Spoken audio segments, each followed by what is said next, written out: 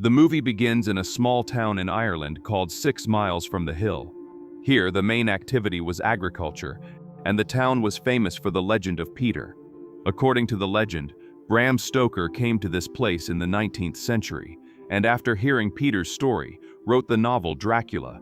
In this town, there was a cairn in the fields that had lasted for centuries and is believed to be Peter's tomb. The locals never touched this cairn, as they also believed in the legend. According to the story, many centuries ago there was a man resembling a zombie known as Peter, who fed on people's blood. He was killed by a town chief named Cahan, who buried Peter's body beneath this monument and placed stones over it, so he could never be reincarnated. People believed in this legend for centuries and still believe today. After the book Dracula became famous in the late 19th century, this town also gained notoriety. The cairn became a tourist spot, where people from all over the world would visit. The local bar was named Bram Stoker. Two young men, named Eugene and William, were drinking at the bar. Eugene was unemployed and broke, living alone in his house. William had recently finished his course at university and was temporarily working at Eugene's father's construction company. These two had a mutual friend, Claire, who was a bar attendant. The three wanted to leave this town as they considered it a horrible place. Now, two Canadian tourists had arrived at this bar and appeared to have a lot of money. Seeing how much they had, Eugene takes them to visit the cairn. Narrating the story of the cairn, he explains that Peter was the first vampire in the world, and as soon as someone approaches him, blood begins to gush from people like water. William claims that this cairn has been on his father's farm for centuries. If someone puts their ear to the cairn, they can still hear Peter's voice. William invites the tourists to check for themselves. As soon as one of the tourists puts his ear to the stone, a hand resembling a vampire grabs his head, which naturally scares him, making him run away in panic. At this moment, we see Eugene and William's fourth friend, Sap, emerging from the cairn. It was all just a prank they planned to scare the tourists. The tourists leave, cursing the three angrily. Later, Sap says he wants to see at least once in his life what is under that cairn. William replies that if the bypass road project goes ahead, the cairn will have to be demolished. Then we'll see what is there. Eugene's father, Francie, was a contractor who had a construction company called Moffat Construction. Sap and William were road workers there. He was building a bypass road, for which the demolition of the cairn was necessary, as the cairn was in the middle of the road. The next day, we see Eugene in his home, which is adjacent to his mother's farm field. Eugene's mother's family had been dedicated to farming for centuries. The old house of Eugene's mother was also in the field, where he lived as a child. The relationship between Eugene and Francie was strained. Eugene's mother had passed away and she was divorced. Francie was not a good father, never took care of his son properly, and because of this there was resentment in Eugene's heart towards Francie. Eugene inherited his mother's house.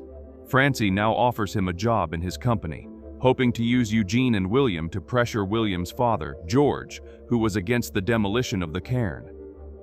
We see Eugene entering a huge underground barn in front of his house, which had been there for centuries in different forms. There, he finds an opening that used to connect to the town's sewer system. Eugene finds a human skull there, which looked old and with half of it missing. Later, we see William and Eugene in the same bar, where William planned to move to Australia, as he had an offer from an Australian company that was willing to pay more. Meanwhile, Claire had also lost her job and would join the boys working on the road the next morning. As William was drunk, Eugene helps him get home. On the way, they start arguing and fighting over Claire, as both were in love with her. Eugene wanted William to propose to her, otherwise he would do it himself. They quarrel near the cairn, where William's hand hits a stone with sharp edges and he begins to bleed. At that exact moment, both hear George's scream as one of his bulls was attacking him. The bull charges directly at William, goring him with its horn, resulting in his immediate death. George arrives and pulls the bull away from William, but it is already too late. Eugene observes a strange phenomenon. All the blood pouring from William's body was being absorbed by the earth, as if someone were sucking it from below. The next day, the police investigate the case, and William's funeral takes place. The townspeople blame Eugene for William's death, and were unhappy with the road project, as it would result in the demolition of the cairn, of which Eugene was a part. Later, Eugene, Claire, and Sap begin their routine work. After a few weeks, the project reaches the location of the cairn. George was still unwilling to leave his home or agree to the demolition of the cairn, which was directly obstructing the road project. He insists that Eugene do not demolish the cairn, as he believes this could resurrect evil. He warns him and enigmatically questions Eugene about William's blood when he died, to which Eugene does not answer, as he feels guilty. Eugene now orders his colleague Gabriel to demolish the cairn, but like many in the town, he is also afraid and refuses. Faced with this, Eugene decides to demolish the cairn himself. At night, we see Eugene and Claire getting closer to each other, and Claire begins to like Eugene. At the construction site, we see Charlie, the night watchman, when someone knocks on his cabin. When Charlie opens the door, there is no one there. He screams angrily into the air, frustrated. As he returns to his cabin, we see his blood splattering on the window, indicating that someone has killed him.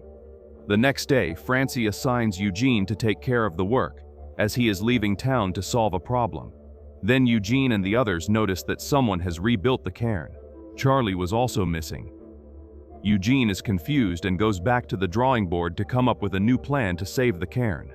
When Francie arrives at night and sees that no work has been done, he screams in anger at Eugene and rejects his new proposal, saying he is not an engineer. He orders him to destroy the cairn again. Now we see Charlie in the cabin. He appears to be sick. Eugene was taking him to the hospital in a van when the sun went down. Charlie transforms into a vampire and attacks Eugene, causing an accident.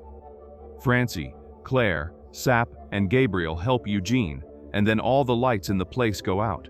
Eugene explains Charlie's vampiric behavior, but no one pays attention to him. Francie goes to turn on the lights, but someone kidnaps Gabriel.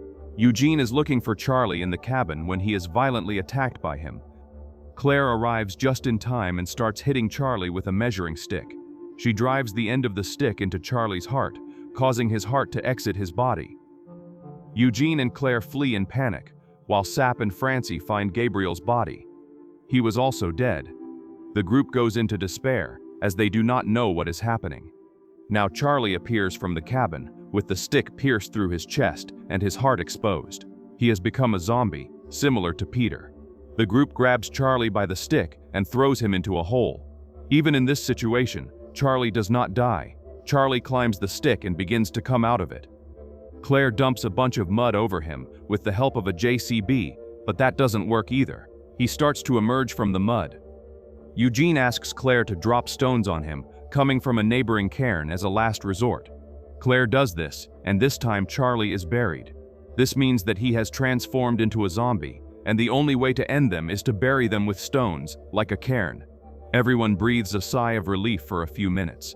They are now convinced of Peter's legend. This had been happening since Eugene destroyed the cairn.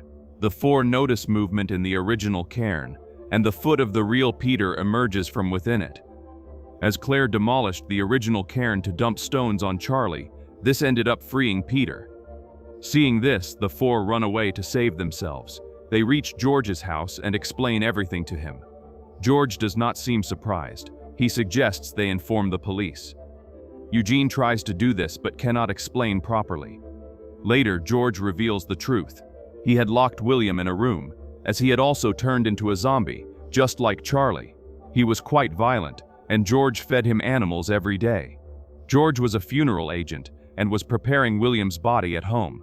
That night, William rose as soon as the sun set, a fact confirmed by George's wife, Pauline, who had been in shock since then.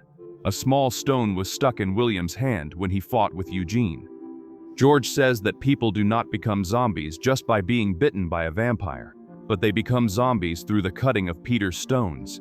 George had a fake body at William's funeral. He also confesses that he attacked Charlie in the cabin and that he was the one who turned him into a zombie by scratching him with Peter's stone. George's cottage was in the middle of the road project, and he was trying to stop it at all costs. That's why he made Charlie a zombie, so he could attack everyone, which could result in the project being halted. As he says all of this, George begins to cry, as for him, William is still alive. He thought his zombification was a medical condition that could be cured. He did not want to lose his son. The four were shocked to hear this, as they did not expect it even in their dreams.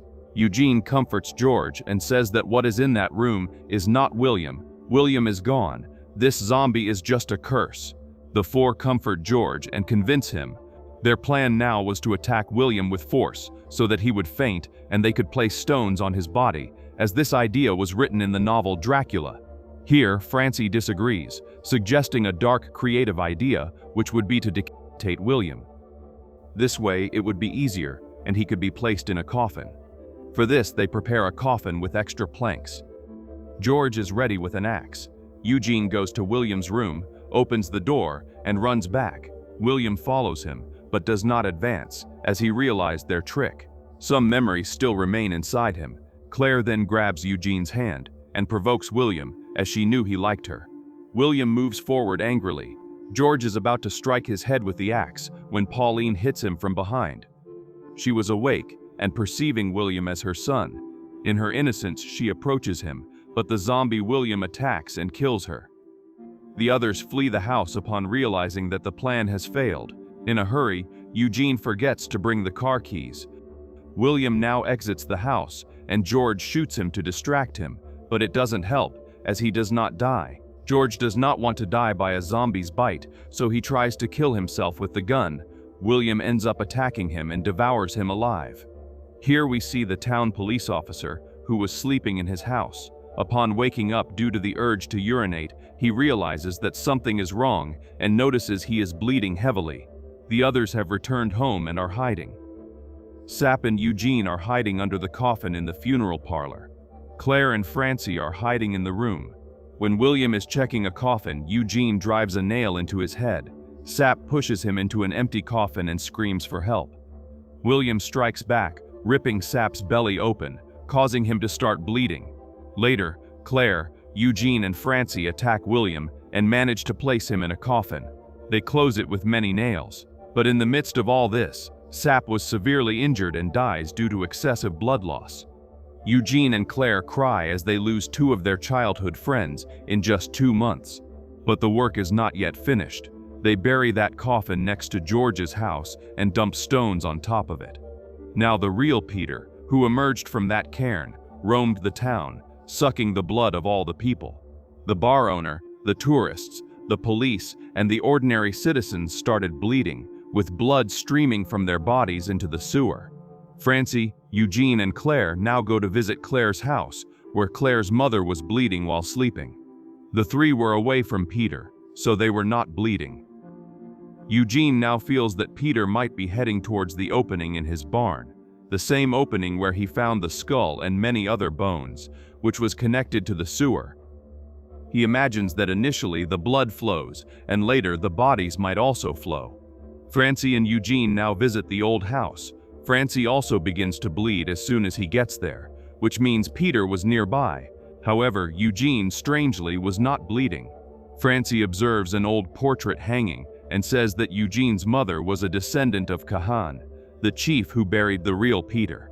Francie concludes that Eugene may have Kahan's blood, and that is why he was not bleeding. In this terrible situation, Eugene and Francie approach each other. Suddenly, Peter appears and begins to attack them. Peter strikes back and breaks Francie's leg with an axe. Eugene escapes from his room and strikes Peter repeatedly, leaving him unconscious. He then flees with Francie. Both run to the same underground barn where they found the skull. It was almost morning. According to the novel Dracula, vampires burn in the light of day. But none of this happens here, as that was purely fiction. Francie and Eugene were now trapped, unable to run anywhere. Francie asks Eugene to rip off his own leg and use it to attack Peter. Eugene initially disagrees, but eventually ends up doing it. He attacks Peter with the human leg and dumps stones on him. By burying him under the stones, Peter finally dies.